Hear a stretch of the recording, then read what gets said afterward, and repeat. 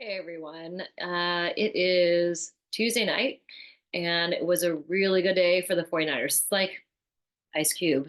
It was a really good day. Trent Williams was there. Ricky Pearsall was in the weight room talking to Kyle Shanahan. Brandon Ayuk was on the field. Christian McCaffrey was on the field. It was just overall a really good day. Good for the team, lots of positive vibes.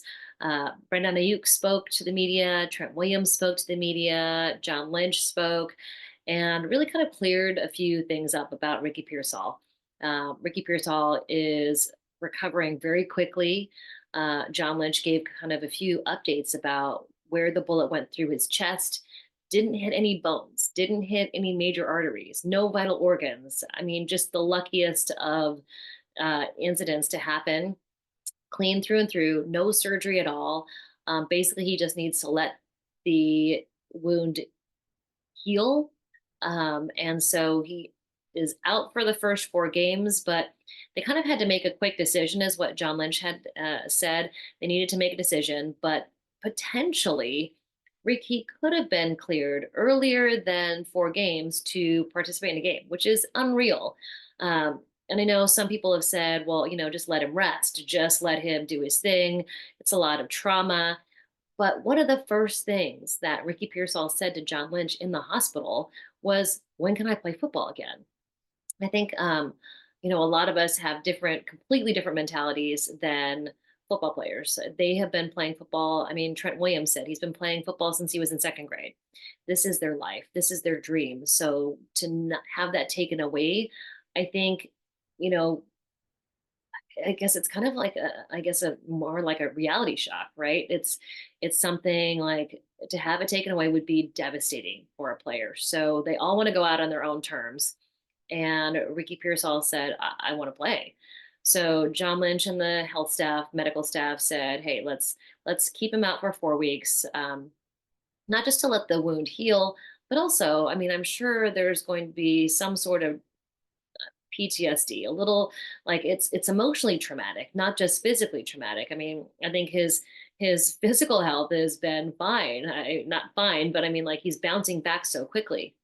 So there is some concern, of course, by everyone that there is, a little PTSD there. It's hard emotionally for something like that to happen, I'm sure. I mean, we've all had, our car is broken into, or windows broken, or something like that, and that can make you feel violated. So to have an actual face-to-face violent interaction with a person that ends up in a gunshot wound has got to be incredibly traumatic.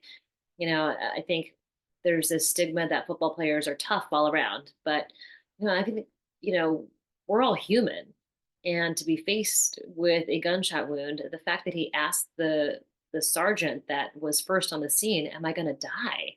I mean, that's a huge reality check. So, but he is doing better, obviously, and spoke to John Lynch. And he also was the reason that they still held the party. So there was the 53-man party. Kyle Shanahan hosts it at his house every single year after the roster is decided. And practice squad guys get to go too, because I saw Trent Taylor was there with his wife. So it's practice squad and 53-man. It's kind of a celebration of the end of training camp, right? And a celebration of the season to come. And it happened at the same night. It was planned for the same night that Ricky Pearsall was injured in San Francisco. So Ricky Pearsall said, "No, I want everybody to have the party. I want to talk to everybody." I mean, just such a. I mean, if you didn't think highly of Ricky Pearsall already, and if the team didn't, I'm sure they do now. So they FaceTimed with him around the party. Everybody got to talk to him. So it's just like he wants to be involved. I think it's going to be one of those, kind of like Christian McCaffrey, where he wants to be on the field so badly, but they're going to have to kind of protect him from himself. Now, the 49ers have a great infrastructure in place. Pastor Earl is an incredibly nice man, and he is a guy who is a very close relationship with all the players. In Las Vegas, Pastor Earl was seen talking to Brandon Ayuk, and they had a long conversation together. And that was before Brandon Ayuk had signed his deal. So, I mean, they've got people in place. I'm sure they'll have counselors involved if he needs them. I think also maybe, something like this happens to you in life. Sometimes it takes a little bit of time for it actually to really sink in and have you feel what happened. Um, the traumatic events in your life seem surreal for a lot of times until it kind of hits home and then you realize what could actually have happened. So as lucky as Ricky Pearsall is, I'm sure there are moments, and maybe there will be moments or maybe there won't be moments, where there is that reality of how close it could have come to a complete physical um, disaster and trauma, which luckily it did not for him. So, good thing is that he's around the team. I think feeling support around his from his teammates is going to help him a lot. And I think, for any player that going through anything at all, I think being in the locker room is such, they do say it's a brotherhood. I believe it. I mean, I think we all have our circles and our communities. And for Ricky Pearsall, it's the 49ers roster and the locker room. And Trent Williams talked about how much he really wanted to come back after he saw that this happened because, as a leader, as an 11-year captain, Trent Williams felt it was his duty to come back and be, a support for Ricky Pearsall. And they'd only met. Trent Williams, told the story today that, he was at OTAs for 30 minutes and Ricky Pearsall made sure to go up to Trent Williams, the veteran, the old head on the team, and introduce himself and say, "Hey, I'm Ricky Pearsall. Just nice to meet you." And Trent Williams said he was struck by how mature he was and just his vibe and his sincerity. And so when he heard what had happened on that Saturday night, he was compelled to come to the Bay Area more than he was in regards to his contract situation. And I think that says a lot about Ricky Pearsall. And it says a lot about Trent Williams and, being 36 and being the leader in the locker room and missing out on training camp. And he said, no, he didn't miss the workouts, but, since he's been with the Niners, they've taken really good care of him. They make sure that he has his rest days and that he has his work days. And he really doesn't feel like it's a bad situation at all. He missed out though on bonding with all 90 guys that were in the building. All the locker room talk and outings and dinners and bonding with players that, hey, he said, we might not ever see play again together. They might not even be on the field together, some of the guys that were in there on the 90-man roster. But a lot of times those interactions create friendships for life, is what he said. So um, Trent Williams said that he really wanted to come back and make sure that he was around for Ricky Pearsall. And I'll read what he said to you. He's like, honestly, to be real, I felt compelled to come back after that more than anything, Williams said, because I've never experienced that, to have a teammate shot, so to speak. So in my mind, I just wanted to get back and be around the team. And he said, Ricky stood out to me because when I popped into OTAs for 30 minutes, I was here. He did go out of his way to introduce himself to me. Obviously, we're going to meet each other eventually, but I'm getting there and there were 90 guys on the team. I'm walking out. I don't know everybody. But he said, I instantly felt his vibe and could feel he's such a genuine person. So, with the guys that have just gotten these huge contracts, Trent Williams wanted to make sure that he was around to tell guys, hey, this is a reality check. We are targets. Now, I don't think the police said that Ricky was not targeted as a football player, as a member of the 49ers. We don't know that for sure. But Williams wanted to make sure that, he said, my message is just to realize that you're a target. This world is a hard, hard place. It is a very hard place. I think sometimes we are shielded from reality for better or worse, whatever the reason is, we are and can be. But just staying in the moment and realizing that your life is more important than anything you can wake up and put on. So always keep your eye out and know that there are people out here that don't really value human life, and you just got to be aware of that.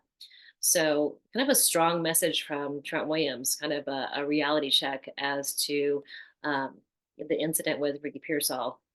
And just, Trent Williams, a leader in the locker room and, kind of the first guy to really speak out about what it's like to be a player. And, they do want nice things. They do wear jewelry. They do wear designer clothes. So, they do attract attention. And it's, part of, reality, unfortunately, that some people take advantage of those situations. So That being said, it is good though to have everybody back in the fold. Trent Williams did say that things were never really out of reach, that he always thought he was going to end up in San Francisco. And he understood the 49ers point of view, that he's 36 and he was going to be under contract till he was 38. And could he do it? It was nothing was guaranteed money wise.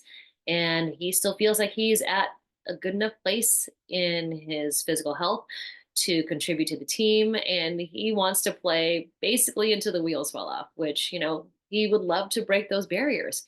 He wants to play till he's 40 if he can, win a Super Bowl or two, or I'm sure if everyone listening wants the 49ers to win more than that. But, Trent Williams is really happy. I don't think he would ever play anywhere else. There was never any trade talk, but he just wanted to make sure that he was secure. He had some security now. So if anything does happen, he has security in his financial future. So good to see that. Now, Brandon Ayuk also spoke today, and he talked about why it took so long to get the contract done. And he did admit that for the last month, the 49ers and Brandon Ayuk were on the same page. It was pretty good, is what he said. So he did make a little bit harder on the 49ers than it really needed to be. Kind of said it with a laugh, but he wanted to make sure that everything was covered. He had all the parts of the contract, the way it was supposed to be, setting up his family for the future. He just recently got engaged as well. So, good to see Brandon Ayuk back in the fold. And on the field, Christian McCaffrey also returned to the field. He was out there doing his normal warm up. And remember all that time that Christian McCaffrey was doing the handshake with Talanoa Hufanga, even though he wasn't out there, they were back out there doing the real handshake. Talanoa Hufanga has a handshake for everybody. And it was good to see him as they huddle up. He gave the normal handshake to Christian McCaffrey. It's like a handshake and then a jump shot. So it was good to see all those guys back together. So really good vibes. I mean, we were only on the field for about 5 minutes. So because it's a bonus practice on Tuesday, their regular work week starts on Thursday. They'll practice Thursday, Friday, and Saturday. So really, this was kind of a bonus walkthrough. So media is only allowed to be out there for, it seemed like literally 30 seconds, but we were out there for maybe about 5 minutes while they're stretching. Weren't allowed to watch any individual drills at all. We will be able to do that on Thursday when they reconvene for another practice. Wednesday is their day off. So in a normal week, game is on Sunday. Monday is a recovery day. They watch film. They have team meetings. Tuesday is a day off. So because their game is on Monday, Wednesday is their Tuesday, which is a day off, if that makes sense. And then they have practice Thursday, Friday, Saturday, which would be on a normal week, a Wednesday, Thursday, Friday. Sunday, they'll have a walkthrough, which would be a Saturday, and then game time. Week 1 opener against the New York Jets on Monday Night Football. So that is it for today. Happy day at the 49ers headquarters in Santa Clara. Good to see everybody back. And man, Trent Williams spoke for a really long time. We posted a lot of the video up on NBC Sports Bay Area, so check that out. I did write a story about what he said to Ricky Pearsall and just his thoughts on, being that tomorrow's never promised. And we kind of need to hold on to that and make sure you hug your loved ones a little bit more, as we tend to not do that and take things for granted. So do that, hug your loved ones, and also leave comments if you want to hear anything, see anything. I did post a short video. Check out my shorts. It is not my shorts I'm wearing, but short videos. Trent Williams, when he first was seen on the practice field, he hugs Bobby Turner, the huge bear hug, skips over, hugs Dustin, the head trainer. And so they have a hug, and just you can tell that Trent Williams is so happy. So I'll post some more short videos, but guess what? No bump box on the first week, the home opener, because I usually only get to be out there for the away games, but those are coming. Bump box videos are coming. And it's going to be Deebo Samuel and Trent Williams because they are both under contract. Oh, one more thing I wanted to say. Deebo Samuel, they restructured his contract to free up cap space. So they're paying him more money up front as a signing bonus, and then they can spread out the signing bonus throughout several years. So essentially, what that says is that he's not going anywhere. So I think there was a lot of talk at the beginning of the free agency and the whole Brandon Ayuk saga that it was going to be one or the other. It was going to be Brandon Ayuk or Deebo Samuel. Well, now it is Brandon Ayuk. And when the 49ers restructure players' contracts, that does mean they are going to stick around for more time. When they did that, they've done it to George Kittle's contract. They've done it to Kyle Juszczyk. They've done it to Fred Warner. They have not done it with Nick Bosa yet, but what they do is they convert some of the salary into a signing bonus. The signing bonus can be spread out against the cap over several years. Now, the 49ers and teams across the league realize that the cap is going to go up. So with the cap going up, it frees up cap space now, which all rolls over. The cap space will go up as time goes by, and they hopefully won't have to worry about being over the cap or up against it in the future. So that's what's going on. All things are in preparation to sign Brock Purdy to a huge deal coming up. And then, of course, all the free agents that they have. Diamond Lenore, Dre Greenlaw, Charvarius Ward, Talanoa Hufanga. So many guys are up for a contract. And on top of that, Brock Purdy. So it's going to be a huge money year in 2025. But for now, let's just enjoy it. Just enjoy today and enjoy 2024. All right. Please subscribe.